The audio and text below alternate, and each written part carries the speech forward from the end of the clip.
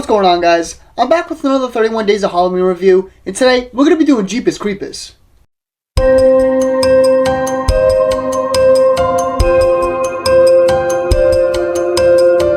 After making a horrific discovery in the basement of an old abandoned church, Trish and her brother Darry watch their routine road trip home from college turn into a heart-stopping race for their lives. They find themselves the chosen prey of an indestructible force that relentlessly pursues them and gives a new and chilling meaning to the old song Jeepers Creepers. Although this film is favorited by most, it's not really my bag, but let's get into the positives first. For starters, I enjoyed the look of this film, from some of the shot selections, the color palette, and the production design. The cinematography was well captured in this picture, doing a really good job utilizing different lighting. So you had some scenes where they were all dark, where they utilized a single source of light. Then you had other dark scenes with minimal lighting to capture some cool shots, including shadows. Then you'd even have some natural lighting scenes where, usually in horror films, the deep and dark color tones usually signify when something scary is about to happen. But in this film, it's so unpredictable because everything happens at all these different turns. But as a whole, the lighting did a really good job capturing that eerie and unsettling tone the film was going for, and certainly nailed. The production design also worked really well with the tones they were going for, having this real grungy and nasty look to it, also enhanced by the set pieces, like the broken pipes that were leaking water, the crud-filled tunnel, and other things like that. Another positive I had was bits of the story and its concept. If ultimately true, the first act of the film was loosely based off of true events, where it makes the tale that much more creepy.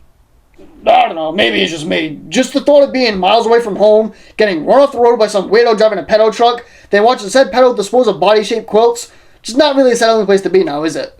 Now, to backpack off of that, I also feel the first act of the film definitely had its good ideas to kickstart the film, but unfortunately, they didn't really capitalize on it, but I'll get into that in a minute.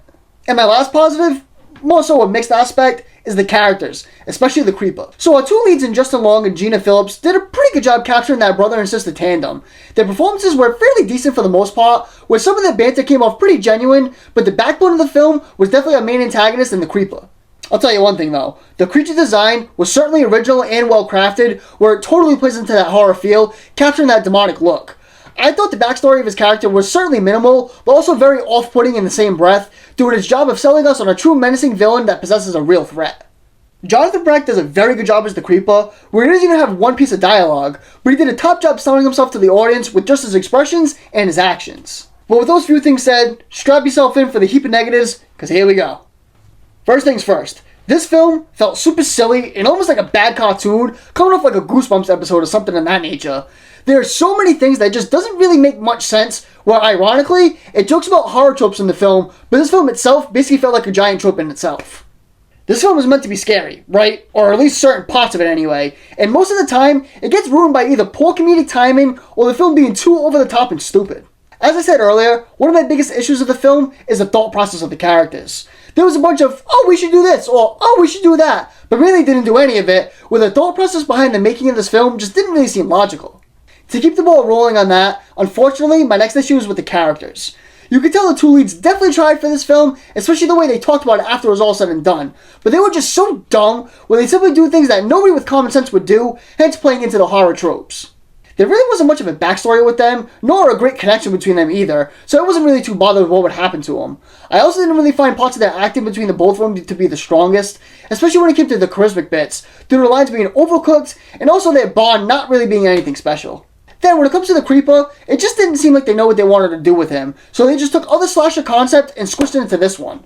His background and concept has already been done before, so although he may have looked alright and played the part well, he just isn't at the top of my bill when it comes to enticing horror villains.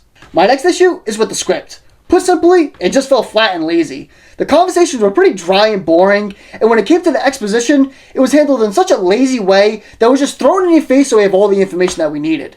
Another issue I had was with the technical bits of the film, like the editing, green screen work, and post-production sound effects.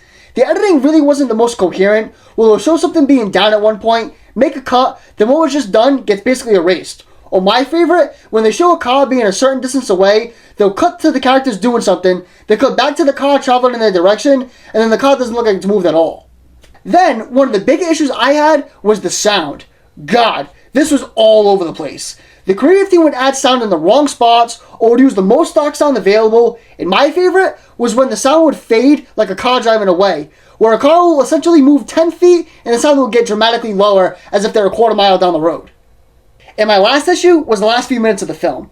It seemed like they finally were going somewhere, but basically blue-balled us all by showing us one thing and then completely ending the film. It wasn't like I need more situation. It was more like, what the fuck was that moment? Overall, this film really isn't my bag, but I could see where people would enjoy it, especially if you could just turn your brain off, but this film just wasn't a bit of me. 3 out of 10. Let me know what you think of Jeepers Creepers in the comments below, and let me know what film you'd like to see me review next. See you guys in the next one.